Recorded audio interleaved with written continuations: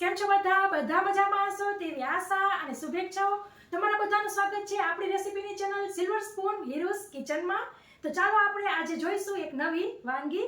તો આજે આપણે બનાવીશું મસ્ત ટેસ્ટી ચટાકેદાર જોતા વેત મોઢામાં પાણી આવી જાય એવું, ન ખાતા હોય પણ તે પણ ખાવા માંડે એવું સરસ ભરવા બેંગન રવૈયાનું શાક। મિત્રો, આ રેસીપીમાં રીંગણા ભરવાનો જે મસાલો છે તેની જ ખૂબી છે, તેનાથી જ શાક સરસ ટેસ્ટફુલ બને છે।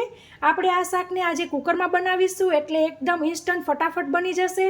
અને એકવાર તમે મિત્રો આ બનાવી લીધું ને તો તમે માની નહીં શકો કે જે લોકોને વખાણ કરતા આવડતા નથી ને તે પણ બોલી ઉઠશે કે આજે તો જોરદાર, વાહ, સુપર શાક થયું છે। અને ક્યારેક મહેમાન આવ્યા ને તમે આ શાક બનાવી લીધું ને અને મહેમાનને ખવડાવી દીધું ને તો મિત્રો, મહેમાન દર વખત જ્યારે આવશે ત્યારે ફોન કરીને તમને કહેશે કે આજે પેલું રવૈયાવાળું શાક બનાવજે, ભરેલા રીંગણાનું તે દિવસે શાક બનાવ્યું હતું ને તે બનાવજે। એવું સરસ આ શાક બનવાનું છે મિત્રો, સાચું કહું છું, જરૂરથી એક વખત મારી રેસીપી ટ્રાય કરજો। અને ફ્રેન્ડ્સ, તમને મારી રેસીપી પસંદ આવે તો લાઇક કરજો, તમારા ફ્રેન્ડ ઓર ફેમિલી સર્કલમાં શેર કરજો। મારી ચેનલ ઉપર નવા હોય અથવા તો હજી સુધી મારી ચેનલ સબસ્ક્રાઇબ ન કરી હોય તો જરૂરથી સબસ્ક્રાઇબ કરજો। બાજુમાં આપેલા બેલ આઇકન ઉપર ક્લિક કરજો, જેથી હું જ્યારે આવી સરસ નવી ટેસ્ટી રેસીપી અપલોડ કરું ત્યારે તમને ઇન્સ્ટન્ટ નોટિફિકેશન મળે। તો ફ્રેન્ડ્સ, ચાલો આપણે શરૂ કરીએ મસ્ત એવું ચટાકેદાર રવૈયાનું શાક, એટલે કે ભરેલા રીંગણા। આજે આપણે જોતા વેત સૌપ્રથમ આપણે આવી રીતે નાના રવૈયા લેશું। 250 ગ્રામ મેં લીધેલા છે, એકદમ નાના એવા છે, 2 વેઢા જેટલા પણ મોટા નથી, સરસ નાના એવા રવૈયા દુકાનમાં જાઓ ત્યારે પસંદ કરવા, અને એકદમ કૂણા એવા રવૈયા છે। તો આપણે આવી રીતે ડીટીયાને ઉપરથી થોડો કટ કરી લેશું, અને જે આવી રીતના પાંદડા જેવો ભાગ હોય તેને ડીટીયાનો જ ભાગ તેને પણ આવી રીતના આમ કરી લેવાનું છે। અને પછી આવી રીતના ક્રોસમાં કાપા લગાવવાના છે, આવી રીતના પોણા સુધી, અને ચેક કરી લેવું કે આપણું રીંગણું બરાબર છે કે નહીં, અને પાણીમાં મૂકતા જવાનું જેથી તે કાળા ન પડે। તો આમ આપણે બધાય સરસ આપણા કૂણા રવૈયાને કાપા લગાવી લેશું।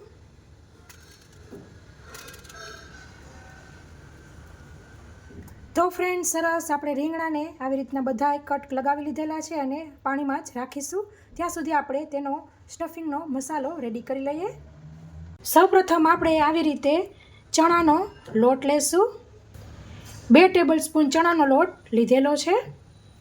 પછી આપણે આવી રીતે સિંગદાણા લેશું, 2 ટેબલસ્પૂન, અને આમાં રકાબી ઓવનમાં ચાલે એવી છે, માઇક્રોવેવમાં ચાલે એવી છે, તો હવે તેને આપણે સરસ શેકી લેશું। તમારી પાસે ઓવન ન હોય તો તમે કઢાઈમાં પણ બંનેને શેકી શકો છો। પછી આપણે આવી રીતે 15 કળી લસણ લેશું। પછી આપણે આવી રીતના 2 મોડા જેવા અને 1 લવિંગિયું લેશું, મરચું। તેની અંદર આપણે શેકેલા સિંગદાણા અને શેકેલા ચણાનો લોટ ઉમેરી દેશું। 1.5 મિનિટ માટે મેં શેકેલું, અને કશું પણ ઉમેર્યું નથી, તેલ બેલ કશું, અને સિંગદાણાના ફોતરા ઉખેડવાની પણ જરૂર નથી। પછી આપણે 1 ટેબલસ્પૂન વરિયાળી લેશું, 1 ટેબલસ્પૂન તલ લેશું સફેદ, કોપરાનું ખમણ લેશું, સૂકું કોપરાનું ખમણ છે, આવી રીતના 2 ટેબલસ્પૂન। પછી આવી રીતે 1 ઇંચ જેટલું આદું લેશું, તેને આપણે આવી રીતના સમારી લેવું। સાથે આપણે મરચાંને પણ થોડાક નાના ટુકડા કરી લેશું। મરચાં તમારે તમારા ઘરમાં જે પ્રમાણે તીખાશ ખવાતી હોય તે પ્રમાણે લેવાના રહેશે। હવે આ બધાને આપણે મિક્સર જારમાં જ લઈ લેશું, અને સરસ પીસી લેવાનું છે। તો તમે જોઈ શકો છો, જેવું આપણે ખાંડેલું હોય તેવું આખા પાખું સરસ થઈ ગયું છે। સાઈડ ઉપર રાખીશું। પછી આપણે આવી રીતના હેન્ડફુલ કોથમીર ધાણા ભાજી લેશું, અને સરસ તેને ધોઈ લીધી છે આખી। તો આવી રીતે કોથમીરને સમારી લીધી છે, અડધા કપ જેટલી થાય છે અનમાન। હવે આપણે તેની અંદર જે આપણે પીસેલો મસાલો તો તે ઉમેરી દઈશું। હવે આપણે તેની અંદર ઉમેરીશું ગરમ મસાલો 1 ટીસ્પૂન, ધાણા જીરું 2 ટેબલસ્પૂન। જો તમે ધાણા જીરું ન વાપરવું હોય તો તમે આખા ધાણા અને જીરું પીસતી વખતે લઈ શકો છો। કાશ્મીરી લાલ મરચું 2 ટેબલસ્પૂન। જો મરચું તમારું તીખા જેવું હોય તો તમે લીલાને સ્કીપ કરજો, નહીં તો તમારું શાક બહુ તીખું થઈ જઈ શકે છે. અડધીથી પણ ઓછી એવી હળદર, આવી રીતના અડધી ટેબલ સ્પૂન ખાંડ લઈશું. ખાંડ લેવી બિલકુલ ઓપ્શનલ છે. તેલ લઈશું 2 ટેબલ સ્પૂન. હવે આપણે ચોખા અથડે બધુંય સરસ ચોળીને મિક્સ કરી લેવાનું છે. 1 મિનિટ. મીઠું રહી ગયું. મીઠું આપણે સ્વાદ મુજબ ઉમેરીશું. સરસ બધુંય આવી રીતના ચોળીને મિક્સ કરી લેવાનું છે. તો સરસ બધુંય મિક્સ થઈ ગયું છે. આ સ્ટફિંગને તમે કોઈ પણ ભરવા સબ્જીમાં વાપરી શકો છો. રીંગણાને આપણે પાણીમાંથી કાઢી લીધેલા છે. હવે આપણે સરસ મસાલો ભરી દેવાનો છે રીંગણામાં દાબીને.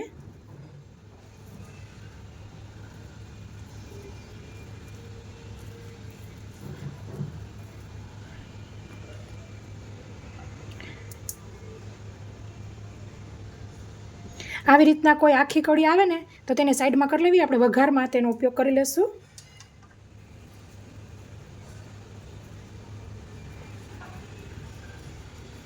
તો ફ્રેન્ડ્સ બધાય રવૈયા ભરાઈ ગયા છે. જે લસણ આખું થોડુંક વચમાં નીકળ્યું 4 કળી, તો તેને ઝીણું ઝીણું કટ કરી લીધું છે. બચેલા મસાલાને પણ આપણે શાકમાં જ વાપરવાનો છે. તો હવે આ બંનેને સાઈડ પર મૂકીશું. પછી આપણે આવી રીતના એક મીડિયમથી સેજ મોટી એવી ડુંગળી લેશું અને એક ટમેટું લેશું. તેને આપણે ચોપરમાં કટ કરી લઈએ. તમારે ઓનલાઈન લેવું હોય તો નીચે ટ્રેક પ્રોડક્ટમાં હું આપી દઈશ. તો સરસ ઝીણી ચોપ થઈ ગઈ છે, કાઢી લેશું. હવે આપણે ટમેટું ઉમેરી દઈશું. તો ટમેટું પણ સરસ ઝીણું ઝીણું ચોપ થઈ ગયું છે. પછી આપણે તેલ ઉમેરીશું કુકરમાં. તેલ તમે તમારા ઘરમાં જે પ્રમાણે ખવાતું હોય તે પ્રમાણે વધઘટ કરી શકો છો. તેલ આપણું ગરમ થાય છે ત્યાં સુધીમાં મિક્સર જારની અંદર આવી રીતના પોણો કપ પાણી ઉમેરી દઈશું. ત્યાં સુધીમાં જે બધું ચોટેલો મસાલો છે તે બધો પલળી જાય. પછી આપણું તેલ ગરમ થાય એટલે તેની અંદર ઉમેરીશું 1 ટીસ્પૂન રાઈ, 1/4 ટીસ્પૂન મેથી દાણા, 1 ટીસ્પૂન જીરું. ગેસની ફ્લેમ ધીમી કરી લેવી. પછી આપણે તેની અંદર તમાલપત્ર ઉમેરીશું, 1 સૂકું લાલ મરચું ઉમેરીશું અને 1 બાદિયું ઉમેરીશું. અને હવે આપણે તેની અંદર ઝીણી સમારેલી ડુંગળી ઉમેરી દેવી. ગેસની ફ્લેમ સ્લો ટુ મીડિયમ રાખવાની છે. ડુંગળી સરસ ટ્રાન્સપરન્ટ જેવી થઈ જાય ત્યાં સુધી આપણે શેકીશું, સાતળીશું. તો ફ્રેન્ડ્સ તમે જોઈ શકો છો ડુંગળી સરસ સતળાઈ ગઈ છે. તેની અંદર ટમેટાં ઉમેરી દઈશું. એક વખત મિત્રો મારી રિક્વેસ્ટ છે કે આવી રીતે શાક બનાવજો, બહુ જ સરસ મજા આવશે અને પરિવારજનો ખાતા નહીં થાકે.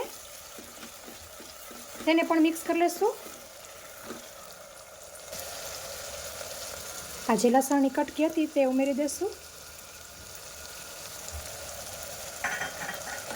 એક વખત મિક્સ કરી લેવું.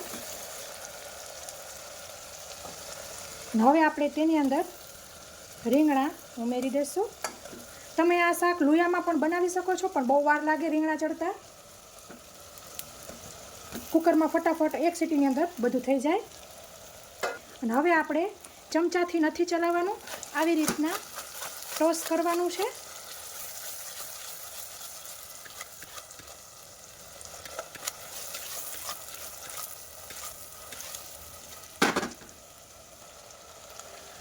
અથવા તો તમે ચમચાથી ચલાવો તો એકદમ હળવે હળવે ચલાવવાનું રહેશે. ગેસની ફ્લેમ સ્લો કરવાની છે. હવે આપણે આની અંદર 1/4 ટીસ્પૂન હળદર ઉમેરીશું. થોડુંક એવું મીઠું ઉમેરીશું ડુંગળી ટમેટાના ભાગનું. અને પાછું આપણે આવી રીતના ટોસ કરી લઈશું.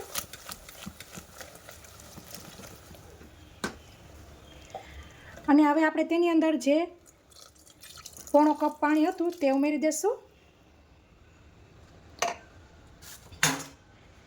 જે આ મસાલો છે તે અત્યારે નથી ઉમેરવાનો, નહીંતર તમારું શાક નીચે તળીએ બેસી જશે. તો આને આપણે પછી ઉમેરીશું. તો હવે આપણે કુકરને બંધ કરી લઈએ. તો આપણે એકદમ મીડિયમ ફ્લેમ પર કૂક કરવાનું છે. 1 સીટીથી જ પ્રેશર કૂક કરવાનું છે. તો ફ્રેન્ડ્સ, એની મેળે જ વરાળ નીકળી ગઈ છે. ખોલી લઈશું. પાછી આપણે ગેસની ફ્લેમ ચાલુ કરવાની છે અને તેની અંદર હવે આપણે આપણો આ મસાલો ઉમેરી દઈશું.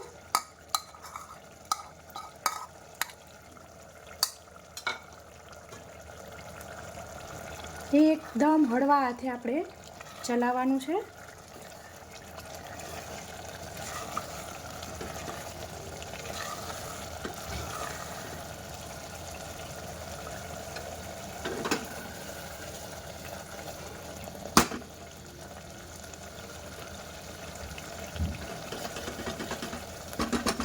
ને હલાવતા ન ફાવે ધીમું ધીમું તો આવી રીતના તમે કરી શકો છો. આવી રીતે 1 મિનિટ થઈ જાય એટલે ગેસની ફ્લેમ બંધ કરી દેવી અને ખાલી માથે આવી રીતના 2 મિનિટ માટે રાખવાનું છે. આવું કરવાથી જે આપણે મસાલો ઉમેર્યો તે બધો સરસ આપણા રીંગણામાં કે રસામાં બધામાં સ્વાદ બેસી જશે. તો ફ્રેન્ડ્સ, આપણી 2 મિનિટ થઈ ગઈ છે.